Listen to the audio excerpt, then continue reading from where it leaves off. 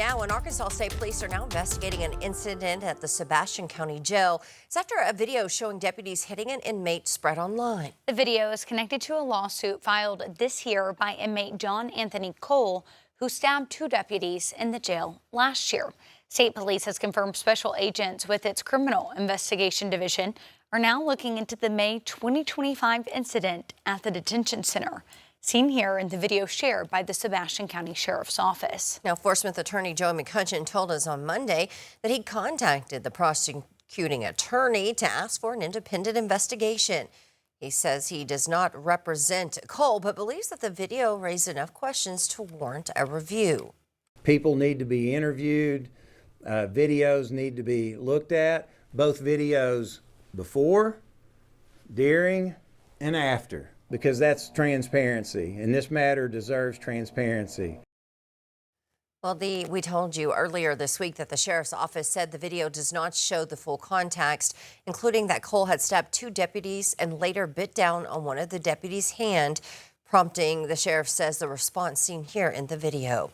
And a proposed rule that could change what children have access to at public libraries is drawing pushback across Arkansas. The proposal from the State Library Board and Department of Education could limit what children under 16 can check out from public libraries.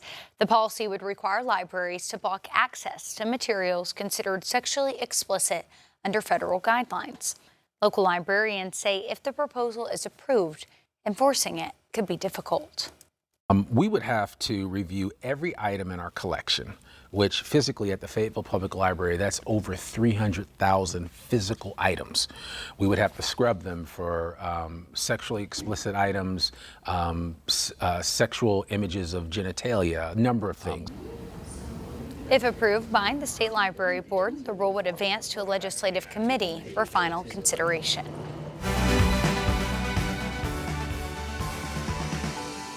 Well, in our latest Red, White, and You segment, we're highlighting the Arkansas Air and Military Museum in Fayetteville. Yeah, housing vintage aircrafts and a lot of artifacts. 5 News reporter Claire Everbach joining us now to share more about it. Good morning.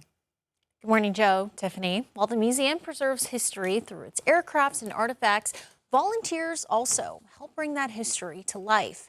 They give tours, help with children's camps, and teach visitors about the science behind flying. Volunteer and board member Gus Kuklinski spent his career in aviation engineering and now shares that knowledge with others. I got a chance to speak with him the other day. He says one of the most popular attractions at the museum is the C-130 plane, known for its ability to serve a wide variety of military missions. Our centerpiece would be the C-130 aircraft that's outside. It is just able to work in a whole variety of different environments and do a whole variety of different tasks.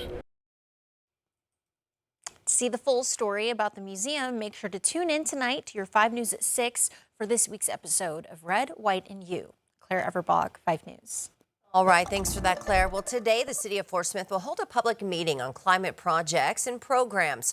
City staff will give updates and answer questions starting at 6 o'clock at the Kavanaugh Senior Activity Center. The city received $14.5 million from the Environmental Protection Agency as part of a pollution reduction grant.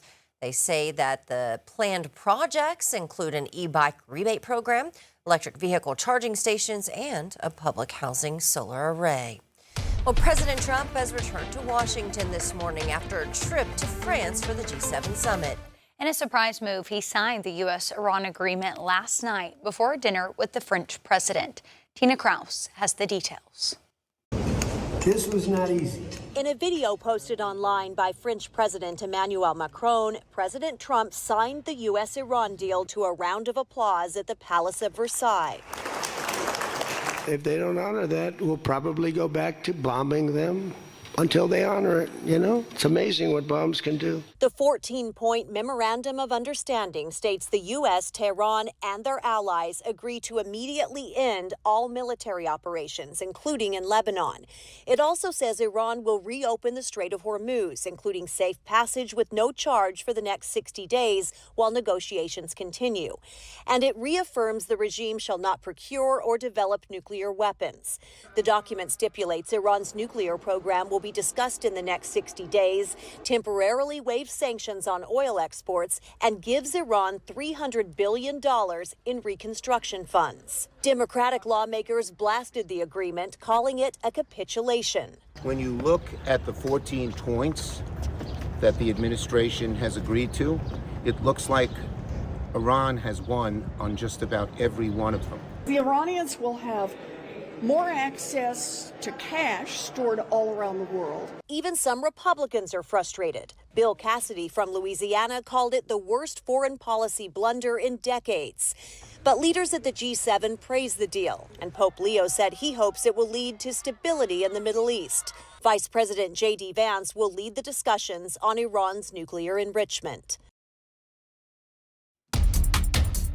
Well, severe weather is hitting two regions of the U.S. In Illinois, tornadoes leveling parts of Effingham County. Huge funnel clouds were captured as the storm 12 system inches of water moved over the area. can lift a typical car. Meanwhile, in the Gulf 2 Coast, feet can lift a truck. Tropical storm Arthur is dumping heavy rain that could lead to floods. 12 inches of water can lift Officials a across typical Texas, car, and Louisiana, 2 feet Mississippi, can and lift a Alabama truck. urge people to prepare for more flooding. Well, in a Long Island, New York courtroom, convicted serial killer Greg Schuerman received 3 life sentences on Wednesday after admitting responsibility for the death and dismemberment of 8 women. In April, he pleaded guilty to the murders in a years-long crime spree that began back in 1993. The 62-year-old addressed the court during Wednesday's hearing, saying he accepted responsibility for all of the crimes.